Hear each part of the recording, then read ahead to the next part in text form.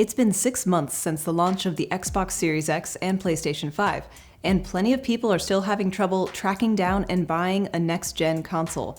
Parts shortages and other complications stemming from a global pandemic have kept supply low, though millions of Xbox Series X, Series S, and PS5 consoles have made it into homes around the world. Microsoft and Sony have now had half a year to show off their new hardware, and it's clear that the companies are neck-deep in two very different strategies. But one thing remains true. If you're still gaming on a last-gen console, you haven't missed much.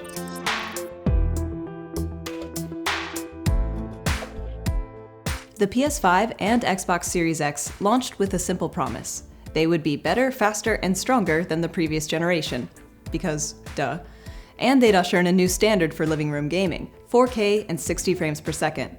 Both consoles deliver on this front, offering incredibly fast load times, impressive visuals, and smooth animations. However, the PS5 has had more opportunity to show off in the past 6 months. Sony is running a familiar strategy with its new console, following a traditional hardware upgrade cycle and building a library of must-have exclusives. So far, the PS5 has received the Demon's Souls remake, the car combat title Destruction All-Stars, the trippy sci-fi roguelite Returnal, and Astro's Playroom, a demo game that has no business being as fun as it is. These are only available on the PS5, adding value to Sony's new console with each drop. Still, that's only 4 games. Returnal is the newest title on the list, and arguably the most desirable, as it marks the introduction of a new IP, and it truly takes advantage of all the PS5's tricks. Returnal outputs at 4K and 60 frames per second with ray tracing. It has 3D audio, and it uses all the sensory features of the new DualSense controller. Speaking of the DualSense, Sony's new Gamepad remains impressive after 6 months of near-daily use and at least one software update.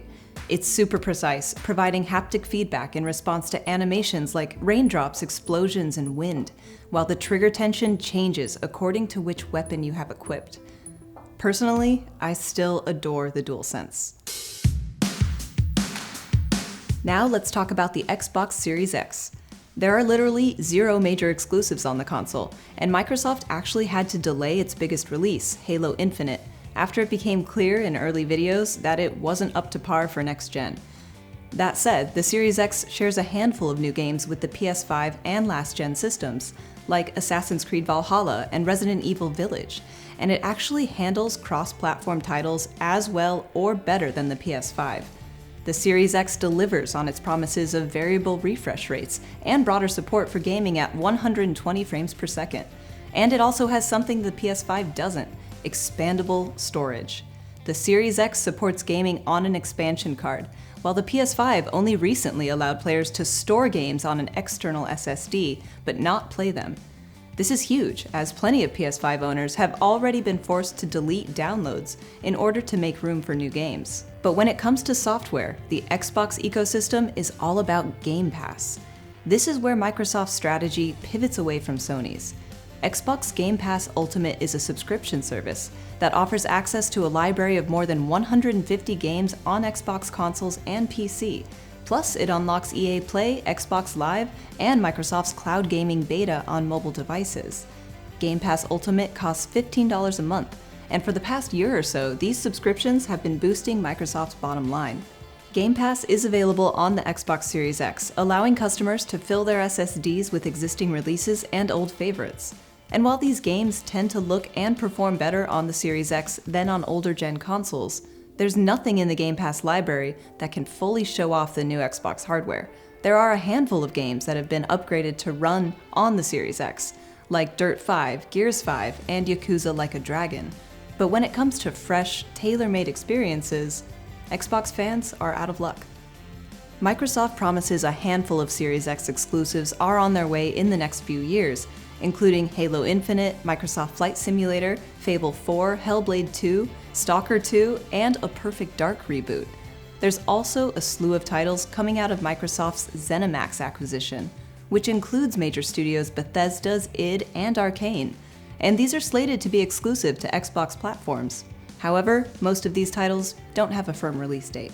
It seems clear that Microsoft's focus is on the broader Xbox ecosystem rather than the Series X itself. The company is working on unifying its PC and console businesses under a singular Xbox brand, while building out its cloud gaming network for mobile devices and beyond. From a software perspective, Game Pass Ultimate subscriptions can keep the company afloat for a long while without a traditional lineup of next-gen exclusives.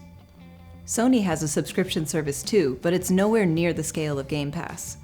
All of this explains why the PS5 is winning the race for exclusive games 6 months into the new cycle. It's just that nowadays, the software market is about more than new releases. Microsoft and Sony are longtime rivals in the console market, but with this generation, they've adopted divergent strategies. On paper, these consoles are barely even competing with each other anymore. With the Xbox Series X, Microsoft is looking outside of the console ecosystem, and with the PS5, Sony is looking inward. Still, 6 months into the new console generation, the result is roughly the same for both companies. A slow start, followed by lots of promises. So hey, maybe this generation isn't that different after all. For all the latest video game news, subscribe to the Engadget YouTube channel and stay tuned to Engadget.com.